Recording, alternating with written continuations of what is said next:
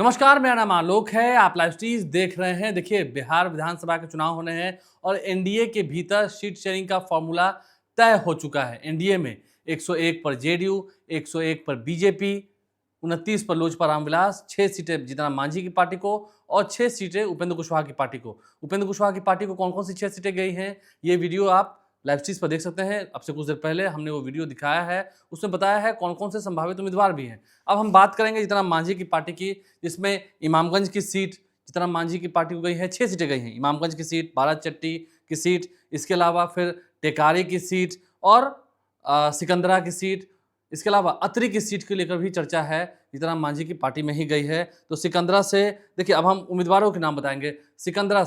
सिकंदरा से प्रफुल्ल मांझी का नाम सामने निकल के आ रहा है। हम पार्टी को कुल 6 सीटें मिली है, जिसमें सिकंदरा से प्रफुल्ल मांझी का नाम सामने निकल के आ रहा है। इसके अलावा इमामगंज से दीपा मांझी का नाम सामने निकल के आ रहा है। दीपा मांझी अभी हाल ही में जब उपचुनाव हुआ था, वहाँ वो जीत के आई थी। जीतन मांझी की बहू हैं दीपा मांझी ही चुनाव लड़ेंगे फिर से इमामगंज की सीट पर। संतोष कुमार की पत्नी हैं। बाराचट्टी से ज्योति देवी, जो कि उनकी समधन है, वही वहाँ से चुनाव लड़ेंगी।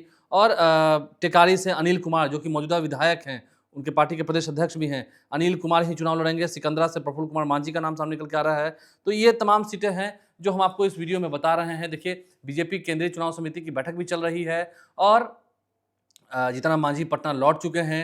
उन्होंने एक बड़ा बयान भी दिया है। जिस तरह से सीटें कम दी गई हैं, कहीं इसका नुकसान एनडीए को ना झेलना पड़े, ये बातें उन्होंने कही हैं। हालांकि वो एनडीए के साथ हैं, कोई नाराजगी नहीं थी। ये बयान भी उन्होंने दिया है पटना एयरपोर्ट पर।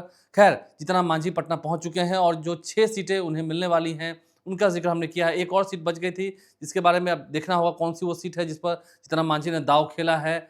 टेकारी की सीट हमने बता दी आपको, बाराचट्टी की सीट बता दी, टेकारी तो खैर उनके विधायक हैं ही, अतरी की सीट हमने बता दी है और इमामगंज की सीट जहां पर उनकी बहू लड़ती हैं, इसके अलावा अतरी की सीट है। और देखिए, जीतन मांझी की पार्टी को जो कंफर्म सूचना है, एक एमएलसी का पद भी दिया जाएगा। जिस तरह से उपेंद्र कुशवाहा को उनका राज्यसभा है, उसे फिर से रिन्यू किया जाएगा अगले साल। उन्हें 6 सीटें दी गई हैं +1 राज्यसभा है।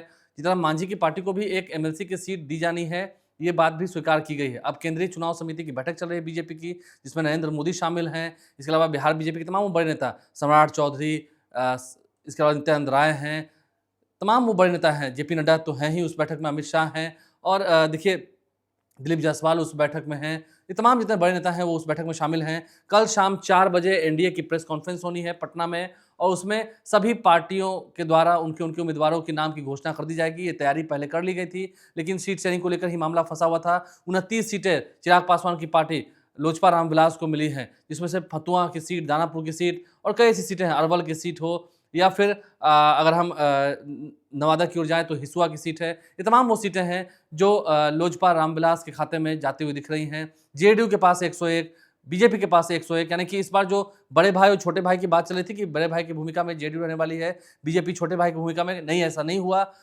बराबरी का सौदा हुआ है, दोनों ही बराबर के हिस्सेदार हुए हैं, जेडीयू और बीजेपी। और जीतन मांझी की पार्टी को भी 6 सीट मिले हैं, जिस पर संभावित उम्मीदवार कौन कौन से होंगे उसका नाम भी हमने जिक्र किया है, इस वीडियो में आप तक पहुंचाया है। कल प्रेस कॉन्फ्रेंस होनी है एनडीए की संयुक्त रूप से शाम 4 बजे। देखना होगा कौन कौन से वो नाम हैं जो निकल के आते हैं। दिनारा से आलोक सिंह का भी नाम तय माना जा रहा है, आरएलएम पार्टी से। आप लाइव से साथ बने रहें, हमारे चैनल को सब्सक्राइब कर लें, साथ साथ फेसबुक पेज भी लाइक करें। धन्यवाद।